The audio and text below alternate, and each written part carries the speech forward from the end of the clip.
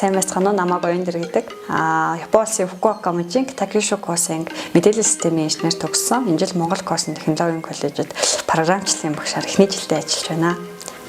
За, манай сургуулийн онцлог давуу тал нь болохоор 15 настай элсэж ороо 20 настай инженер болоод төгсдөг байгаа.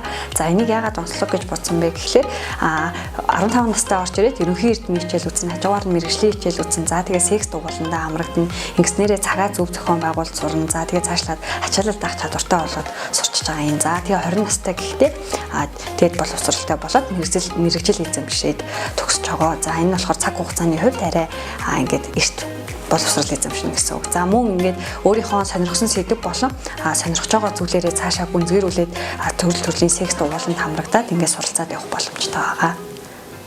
За миний удирддаг Dicon клуб нь болох дээрээ за химэл оюун ухааны нэг хэлбэр болох deep learning болон за тэгээд бүтээх ухааны эрдмийг хослуулад нийгэмд тулгарсан ямар нэгэн асуудлыг шийдвэрлэх бүтээл санаачлах ийм клуб байгаа. За энэ жилийн үед манай хоёр клуб маань болохоор манай хоёр баг маань болохоор нэг баг нь харааны бэрхшээлтэй иргэн туслах төхөөрөмж, за нөгөө баг нь болохоор тохионы ил хөрвүүлэгч гэсэн ийм хоёр зүйлийг бүтээж байгаа. За манай энэ хоёр багийн хувьд болохоор бид нар Японы Косэн сургуулиудад зохион байгуулагддаг Dicon гэдэг тэмцээнд оролцоод за нийтдээ 50 гаруй сургуулиуд оролцсноос манай хоёр баг маань 2 дугаар шатны 20 хэдэн багт амжилттай тэмцээд байна.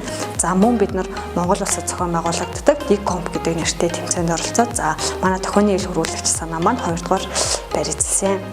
За Монгол Косэн технологийн коллежийн оюутныг програмчлалын багшийн зүгээс болохоор ямар байгаасаа гэж хүсэж байгаа вэ гэхээр өөрийнхөө дуртай зүйлийг мэддэг хүн байгаасаа гэж хүсэж байна. За яагаад ингэсэн бэ гэхээр нэгдүгээрт мэдээж дуртай зүйлээ хийж байгаа хүн бол аз жаргалтай байж чадна.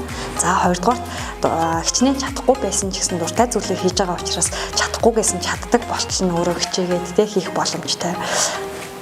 За ингэж хүсэж байна. За тэгээд Японоор бүх оюутнуудтай хандаж нэг зүйл уриалахад за Naite moi, Nigete moi, Tada Akira Meruna гэж хэлмээр байна.